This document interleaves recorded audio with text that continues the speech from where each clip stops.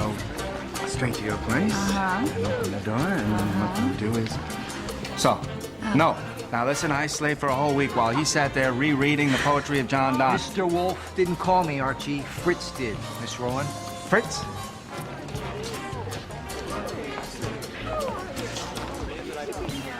You realize this is going to cost you. Mr. Panzer, will you please see the irresistible Miss Rowan home? Sure thing.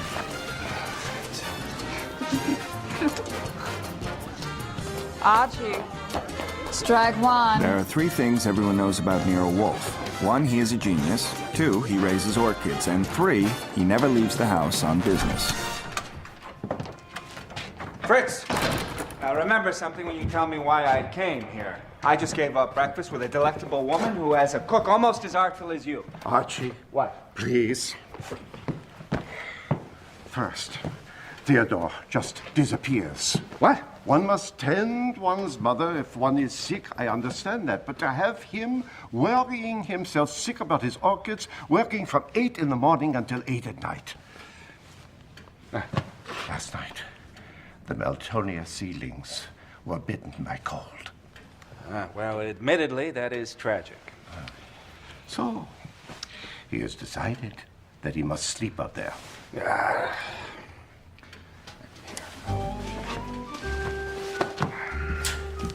Clearly, if I can find no one to replace Theodore, I'll do it. I'll do it. These are the sheets. Fritz gave you these.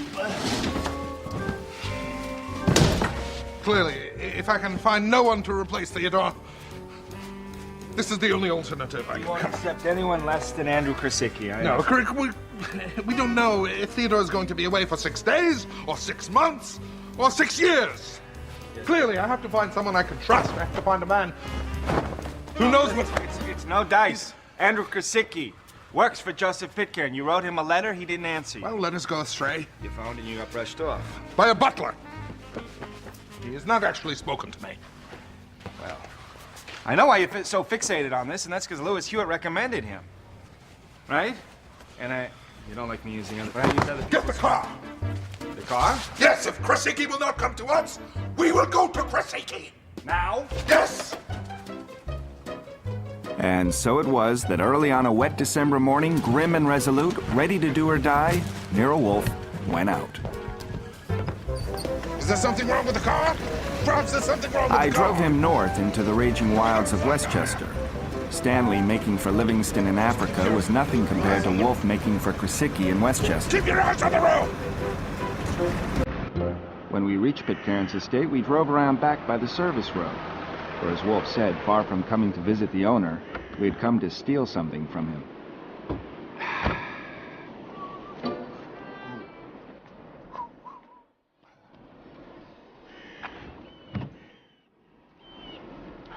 Come on, let's do it while we're young.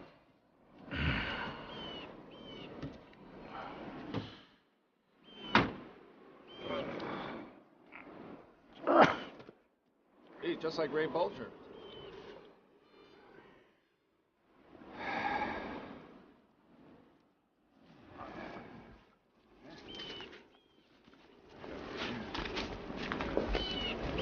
Let me know.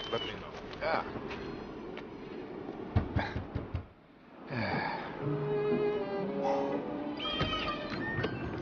Are you Mr. Andrew Krasicki? My God, you're Nero Wolfe. Oh, my God. You're Nero Wolfe, aren't you? I confess it. May I speak with you? Well, yes, of course. I wrote you a letter, but I got no reply. Well, yes, it's all settled. Everything's fine. I just wrote you a letter back myself. I can come whenever you say, Mr. Wolfe. I want to sit down. Well, you're more than welcome to come inside, if you like, but I'm just on my way to the greenhouse. I'm always late after a fumigation. Oh, yes, of course. Are there any decent stools there? Stools, sir? Yes, of course. Yes. Wolfe's reaction was perfectly natural. He had just gotten wonderful news. But he had also learned that if he had stayed home, he would have gotten it in the morning's mail. That was hard to take standing up.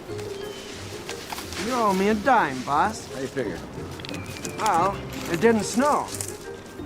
You're my lawyer. This is very...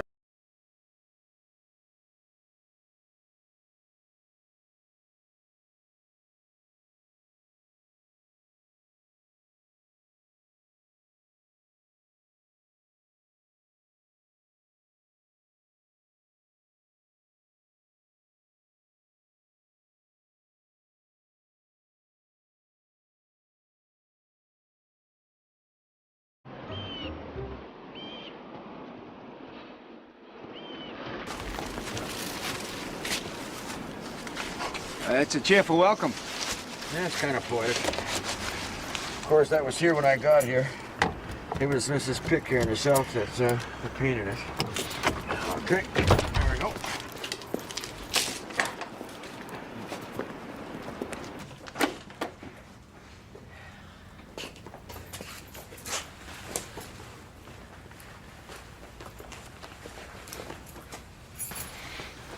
Cyanogas G. Cyphogen. And it's just as deadly. Oh, it's quite all right. We've had the vents open for a couple of hours. Feel free to...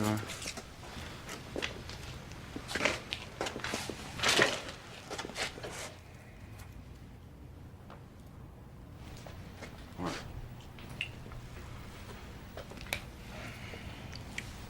This is yours? It's Mr. Pitcairn's. I don't care who owns it. Who grew it? Oh, that was me. No, I right from a seed, I grew this one. Done really well. Mr. Kosicki, I would like to shake your hand. Thank you, Mr. Wolfe. Thank you. I assume now that you'll be wanting me to sleep at your house, am I right? Of course, how else? Well, there's something of a problem there. You see, recently there's been a change. I've become engaged to Mrs. Pitcairn's nurse. Mrs. Pitcairn, I don't know if you're aware, but she broke her back. I see. Wolfe's reaction was admirably subdued. The possibility of a woman in the house for any length of time was, of course, intolerable. But reason and desperation prevailed. Well, of course, this will not be forever. Theodore will return. Oh, Theodore. And we will find you and your new bride a new place. Oh, thank you very much, Mr. Wolfe.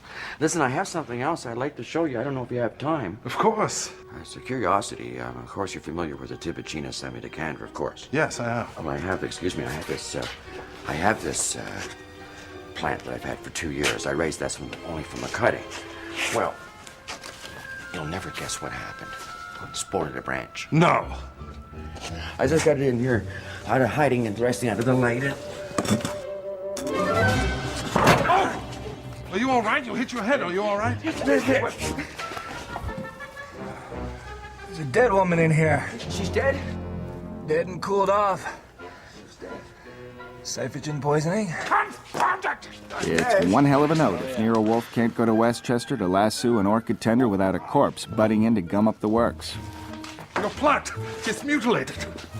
The branch that sported, it's broken. I'll see to it, sir. Did you kill her? Did I what? Easy. Don't like the question? You're going to be answering it all day. You might as well tell us. Did you kill her? No. Good God, no. Who is she? It was just right in here last night. I asked her to marry me. Now here I am standing here. What am I going to do? Well, you were supposed to come and work for me tomorrow. What am I going Now what? Is there a phone in the cottage? Yeah, I saw a line coming in outside. Andrew. Andrew! Sir? Come here. I'm terribly sorry, sir. Don't be sorry. Just come with me. We'll talk before we go on the phone. Archie, stay with her. You're never really alone in a greenhouse. It was a cinch Deanie Lauer was rolled under that canvas after sundown. From her face, she had been alive when that happened. What made her obligingly lie there and wait for the gas to work? Whoever that was annoyed, and I didn't want him to find Andy before Wolfe had finished with him. Who the hell are you? Neil! Joseph Pitcairn, I presume. Is Miss Lauer in there? Ah, well, you make it an even dozen, I'll answer. Doesn't what? Questions, or I'll trade you. Ever heard of Nero Wolfe? Quit stalling. Something's happening. I'm going in there. Oh, yeah, easy, Watch it, sister. baby. I bet that's such a good one. Just as soon hit a woman. Put your tail between your legs and be quiet. How dare you barricade my door? I admit I'm not acting normal, but then again, upon seeing a stranger in your house, your first question is Miss Lauer in there? Why is that? Easy. Jake! State police, open up. Evidently, Wolf's talk with Andy had been short and sour, since he did something he never resorts to if he can help it, Lieutenant Noonan, State Police. calling the cops. Well, aren't you good friend?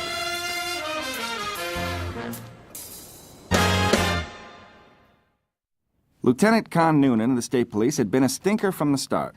He and Detective Ben Dykes refused to accept me as a human until Cleveland Archer, the DA, arrived. General agreement that Andy Krasicki was jelly for Deanie Lauer. He saw her and he was drowned. He didn't even float. He just lay there on the bottom. And the last time anyone sees Miss Lauer, it's 9 o'clock, and she's on her way to meet Mr. Krasicki in the greenhouse with some beer. We got enough. Well, given the means, it would appear to be so. How can you conclude that, sir? Why would Andy Krasicki kill Miss Lauer on the very day she agreed to marry him? Married? Deanie was going to marry him? Pah! You share any of this happy news with anybody? Anybody but these two? Good Lord, I hope not. I was in no mood to assess Wolf's professionalism. All I wanted was to get my thumbs in a proper position behind Noonan's ears and bear down. Mr. Wolfe, professional law enforcement, we would call that convenient. And if it was me, you'd be looking for bail as a material witness. Huh. Remember we was wondering how he got her to lie down so nicely and wait while he turns on the poison? M.E. says he put morphine in her beer. Did he get it from Mrs. Embry? Sybil! Oh, please, Daddy. We all know about Mrs. Embry's problem and her cure. And? It's for neuralgia. I haven't had to use them for a month. Is this going to be over soon? In a minute.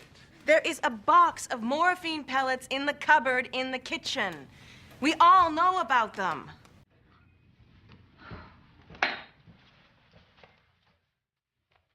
Well, come on! Well, that gave the law a good excuse to search the whole house and Andy's cottage. No morphine pellets were found. Meanwhile, Wolfe and I beat it to the greenhouse to discuss what Wolfe had learned from Andy. Andy had a tete-a-tete with her late that afternoon. There, at last she surrendered, agreed to marry him. Since he wished to accept my offer, he asked her to leave her position with the Pitcairns and get one in New York. She asked him to keep their agreement private until she had broken the news to Mrs. Pitcairn. They met again later that evening at around 9 o'clock. Drank beer, talked.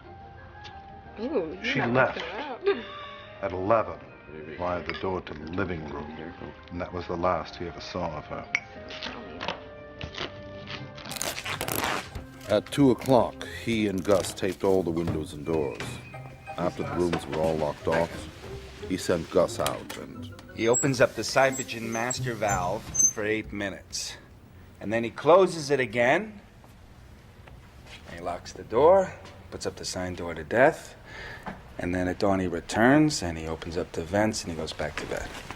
We can assume that the murderer had 3 hours to place the body into position. What about the others? Oh, they all got peachy alibis, see? They were all asleep. I don't care what happens to me. Just get the bastard that did this. Yes, it is my hope that you will stay at my house tonight. If it was up to me, Wolfe, you'd be looking for bail for yourself as a material witness. Didn't you say that before? What's wrong? Hey, you want, I could say it again. Wait, Archer.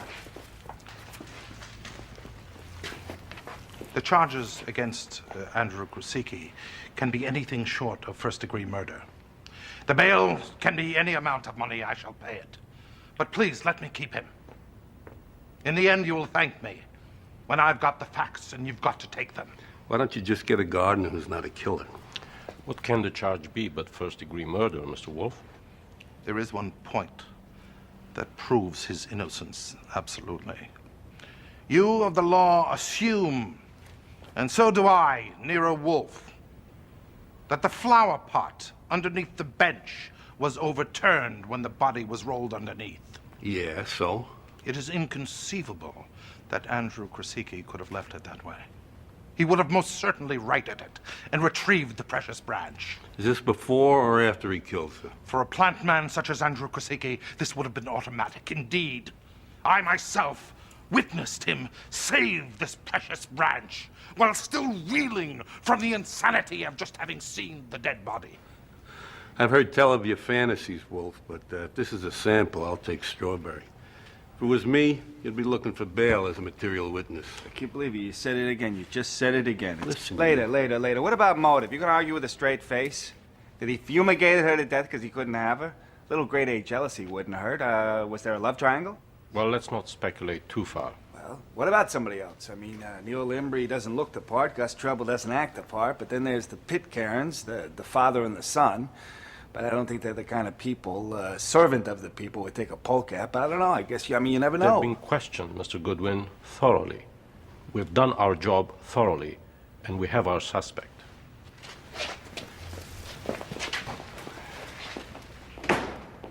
Well, as pleasant as this is, I'd like to get back to New York before Christmas. Oh, I forgot to tell you I'm getting married. Caterer has been called, the flowers have been sent, the people have been invited. Shut up, I'm trying to think. Confound it, it's this chair. The chair? What? Were you waiting for someone? Oh, yes. Yes? Who? Yes.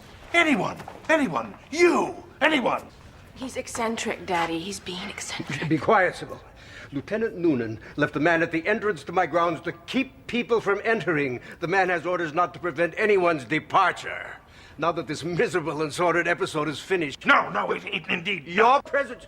No? No, it is not finished. And that Lieutenant Noonan is an ass for allowing you lunatic farm animal people to be traipsing around, wandering to and fro, free to go as you please, when one of you is most certainly a Nero.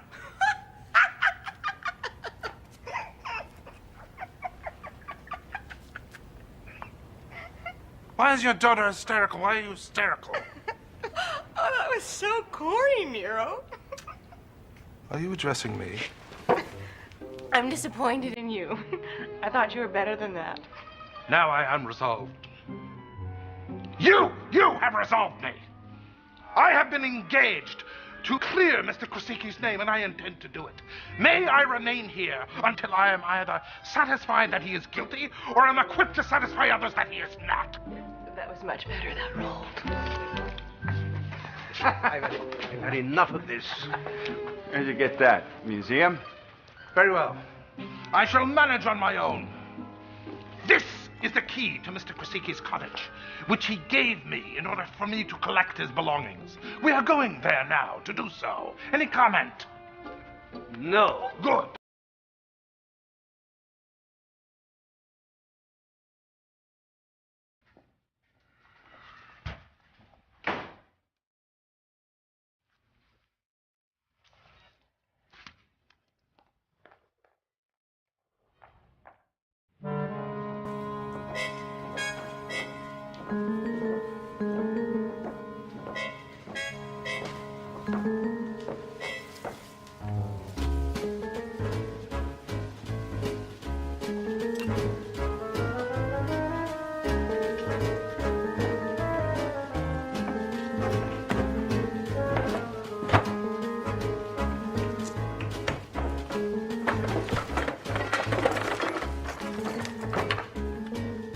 Morphine? No. DUP period. GRNHS period. Duplicate greenhouse. Oh, brilliant. I want to make it plain that I don't like the way you're acting. Many times in the past you've sat behind your desk and said, Archie, go get who's-its and what's-its. And I've delivered. But if you plan on having me drive you back to New York and then upon arrival say, go get the Pitcairns or the Embrys or Gus Treble or... There's the phone. Call Fritz. I won't even bother listening to you. Not the way you've bungled things up here. All because a pretty girl called you by your first name. She isn't pretty. That's not pretty. She was pretty.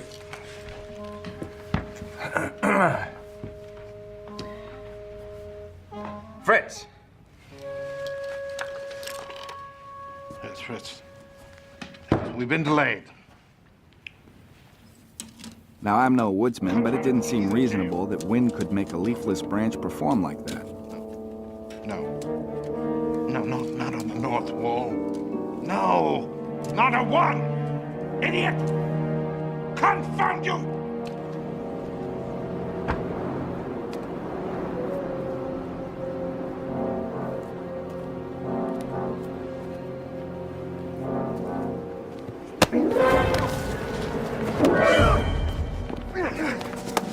This would be more fun if I knew what it was for. You're a double-crossing son of a bitch. That's still vague. Who do we double-cross? You make him think that you're with him, and then you get him framed. Oh, brother, you know what you are? You're the answer to a prayer. You're what we wanted for Christmas. I want you to come inside and tell Nero Wolfe he's a double-crossing liar. Come on. Gus, I came here. I left my home with one purpose in mind, and that is to acquire a true orchid man.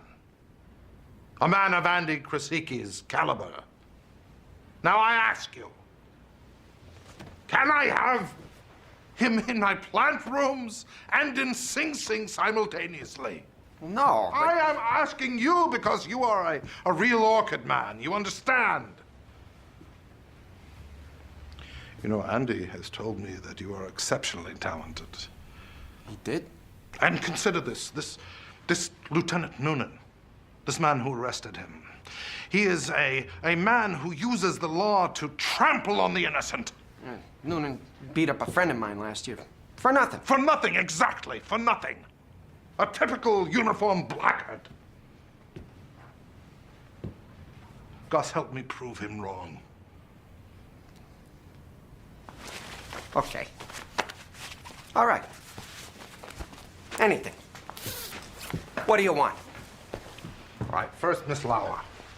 I gather that you were not attracted by her. Me? Nah, not that baby. She was out for a sucker. If I'd have known Andy had popped the question, I might have fumigated her myself, just as a favor. That would have been an adequate motive for a friend. Was she after money? Worse. She got her kick seeing males react. Females, too. Neil Embry, old enough to be her father, and her giving him the idea while his wife was watching. What about when his wife was not watching? Could Neil Embry have found heaven with Miss Lauer? And if he did, and if Miss Lauer taunted him by saying that she was going to marry Andy, and if Andy then... A lot of ifs. He could have that in him, sure. If she hooked him deep enough. Well, his motive we can assume. Miss Embry's is implicit. Of course, women don't require motives that are comprehensible by intellectual processes, do they? You said it, man. They roll their own.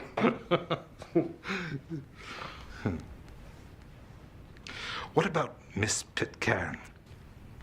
I feel like I hate her, but I don't really know why. I guess it's because she says right out she hates men, so I hate her, just to even it up. Well, I need a scandalous fact about her. I mean, the worse the better. Is she a kleptomaniac? Is she a seducer of other women's husbands? A drug addict? She fights a lot. She fights a lot. Especially with her brother. She always knows best. But then as far as he's concerned, that's a good thing, because God knows he don't. Why, does he have complexes too? The family says he's sensitive. You know, they booted him out of Yale, Williams, Cornell, and someplace out in Ohio. What for? No idea. Confound it, don't you have any curiosity? Was it for women? Him? If he went to a nudist camp, and they lined the men up on one side and the women on the other, wouldn't know which was which. Oh, Donald. Oh, Gus, you're here. Yeah. Well, I'm here. I'm glad you got that settled. Yeah, we wondered why it takes so long to pack Andy's things. Don't you think it'd be a good idea to get started? Yes, I do, yes. I'm glad that you came, Mr. Pitcairn. Perhaps this could provide an opportunity for you and I to have a little chat. Of course, you're under no obligation. I don't feel like chatting.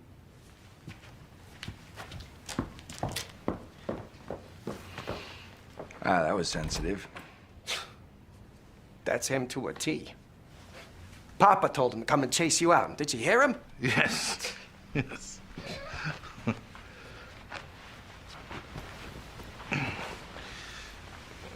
What about Papa Pitcairn? I get the impression that he can tell a woman from a man. With his eyes shut, a mile off. You say that like you have proof. He choked a girl once. Choked her to death? Oh, no. Just choked her. But enough to leave marks, because I seen him. Her name's Florence Heffron. See, Pitcairn was nuts about her. And he thought the baby that she was going to have wasn't his. Was this talked about? I mean, was it published?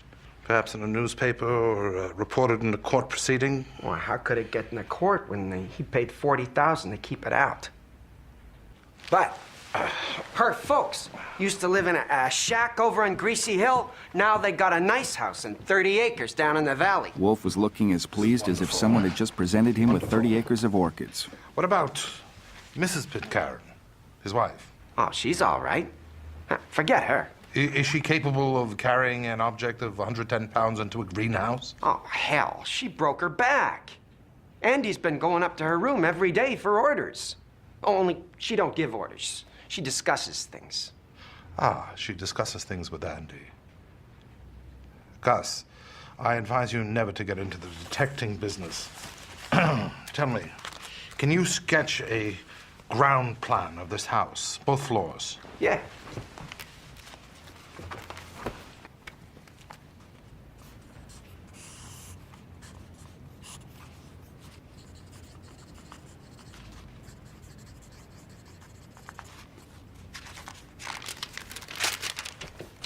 Thank you, Gus. Who the hell do you think you are? If that was a rhetorical question, Lieutenant... Damn it. I know who you are. You're some Broadway slicky who thinks he can come to Westchester and tell us the rules, huh? No. No, get going. Come on. Move out. Come on, Chief.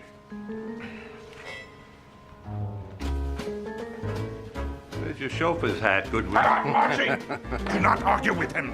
Do not try to be witty. The man is an irresponsible maniac. Drive me straight to New York. Hope to see you soon, Gus. You can buffalo him in New York, but not here. We'll be following you to the county line. Don't make any quick turns, don't take any small roads. You hear me, Goodwin? Archie, drive carefully, please. They followed us to the Westchester County line as promised. I didn't care. Wolfe's problem was that if he settled for getting home, Andy was cooked. Are they gone? Yeah. How can we get off this race course? Easy. That's what a steering wheel's for. In about a mile. So he instructed me to get Saul to meet us at the Covered Porch Restaurant in Scarsdale. We'll meet Saul there. Give him a call. Tell him to come.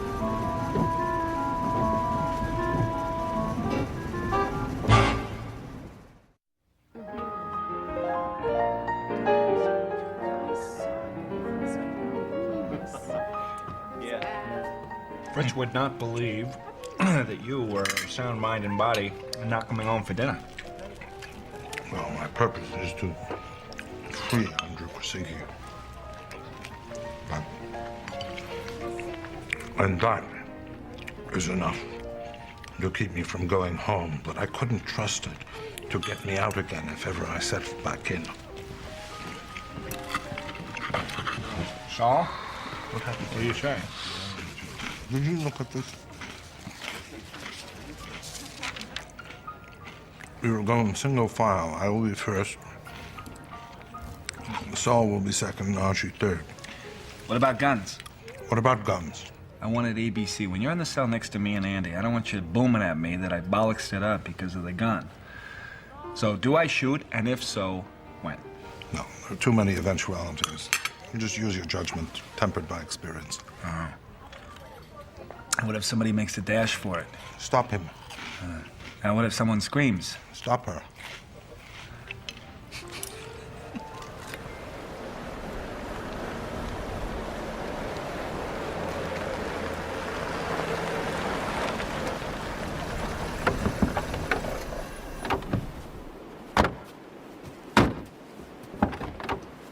Shall I take the sandwiches? Shall I take them? I don't think we'll have time, Mr. Wolfe.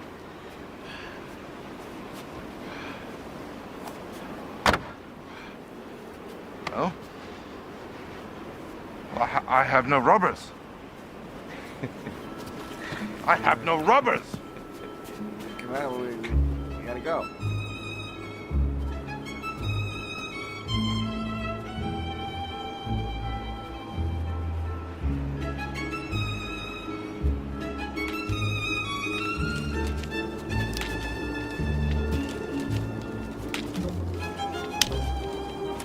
Ow! Oh, sorry. Easy. Look out. Some kind of serpent!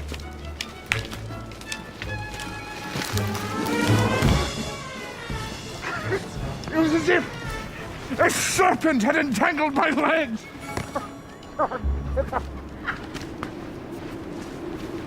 Okay, I'm almost there. I'm all right. I'm all right. Did you see that? Did you witness that? So? Yeah, that was something, Mr. Wolfe. Okay. It went for you.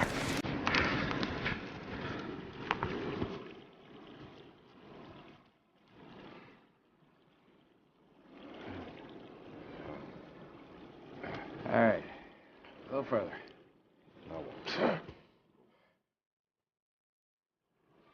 Take my hand. Ooh. Oh. Watch your step. Watch your step. That easy. Oh.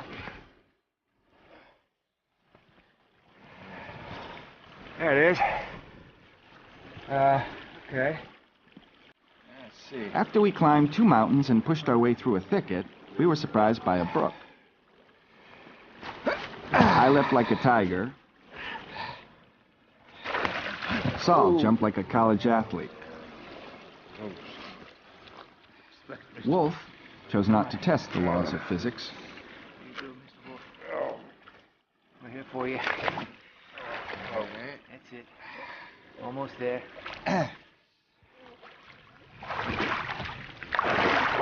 Good job, Mr. Wolfe.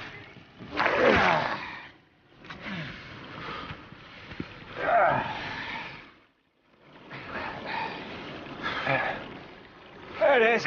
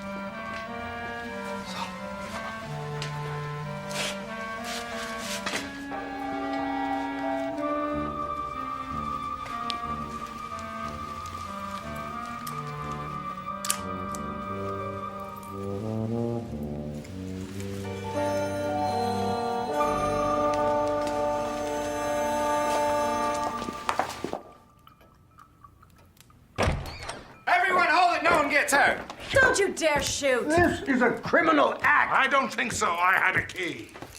Of course, Mr. Goodwin flourishing his gun complicates matters a bit, I must admit. But all I want is a talk with you people. May I sit down? No! I must overrule you. I have just waded your confounded brook. Hairier alternatives. Either I remain here and am allowed a free hand at investigating Miss Lauer's murder, or I return to my office in New York. Correction, you go to jail. Well, if you insist, certainly. And then after I have paid my bail, I will devote myself to freeing Mr. Krasicki and finding the true culprit. At least 3 newspapers will help by making the inmates of this house objects of inquiry. Certain facts which would never be put before a jury will become the valid concern of the press. Blackmail, hmm? The devil of it is, Miss Pitcairn, we all have a past. Take this case. I'm sure they will want to know if the marks have completely disappeared from Florence Heffernan's throat. You filthy fat louse! Hey, not I, Miss Pitcairn.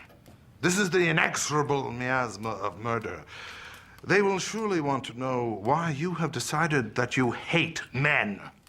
They will ask Donald if he left Yale, Williams, and Cornell because the curriculum didn't suit him, or was it because the dean deemed him to be a violent, irrational lunatic? Unfortunately, at this point, Donald's mood changed again. Stop it! No, just go back upstairs. Belle, go back upstairs, Belle. I'm ordering you. Oh, my God. How much have you hurt him? He'll be sore a day or two. Shouldn't be too bad. Mr. Wolfe, I have money of my own. I'm willing to give you $50,000 if you will protect us from the sort of thing you just described. I was liking this more and more. We now had our pick of going to jail or taking 50 grand. How can I protect both Mr. Krasicki and you people when one of you was a murderer? No, I'm sorry. I did not go home for dinner. I fought my way through a snowstorm at night. No, I am going to remain here until I'm allowed to investigate. Or, well, I told you the alternative. I tried. Sir, this is contemptible. But if you wish, inquire. Thank you. Please bring in the Embreys.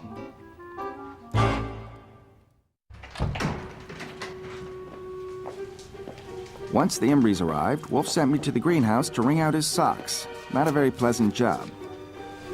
So, you awake? Yeah. Well, then go. As a diversion, he invited them all to the kitchen to show them where Mrs. Embry had kept her morphine. He acted as if he expected to tell from their faces which one had snitched it to dope Deanie Lauer.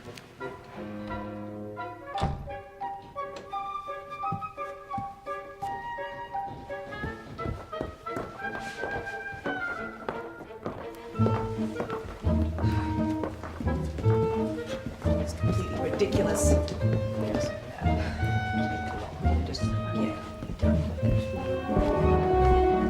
Let us begin. I fully expect you to lie. A fool could solve a case if everyone told the truth. Mr. Embry, did you ever hold Deanie Lauer in your arms? Yes. What? You did. When? Once, in this room.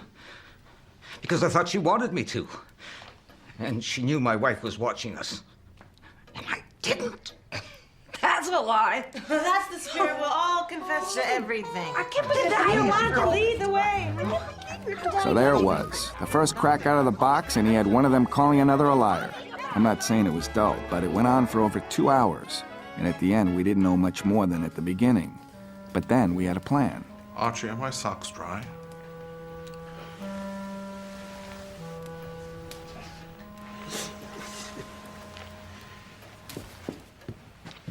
I'm going to bed.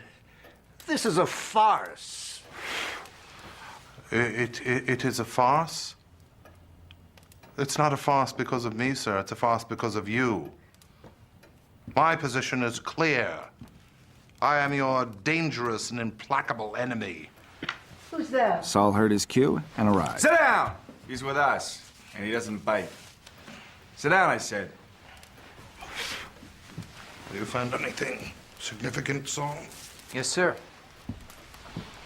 I think so. Thank you. Archie, your gun. Yeah, it's already out. I was not satisfied with the thoroughness with which the police searched the house. So Mr. Saul Panzer, whose talents are exceptional, has been completing the job. And it proved me right. Where did you find this soul? Under Mr. and Mrs. Embry's mattress. What is it? It's a sheet of paper. The writing is ink, and I would judge the hand to be feminine.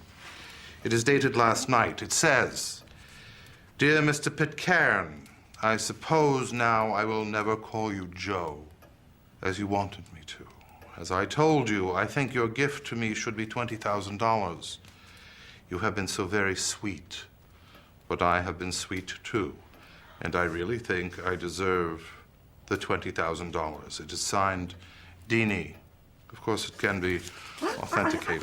I never saw it. I never. That's why you didn't let me marry her? You say I was no man? I was a man with her for the first time, and you wouldn't let me. Now she was moving away. Now I know why. And if I could kill her, I could kill you too. I can't. No. Give him to me. Oh my boy. Oh my boy. If Andy hadn't been leaving, he wouldn't have asked Deanie to marry him, and she wouldn't have run to torment Donald about it. His first and only romance, and she laughs at him. That right there was what put poor little Donald into a mood to murder. Well, Mr. Archer. Yes, it's Nero Wolfe. As predicted, I have your murderer. We are at Pitcairn House. Come, and bring Mr. Andrew Krasicki with you from wherever you have him falsely imprisoned. I wish to take him home with me tonight.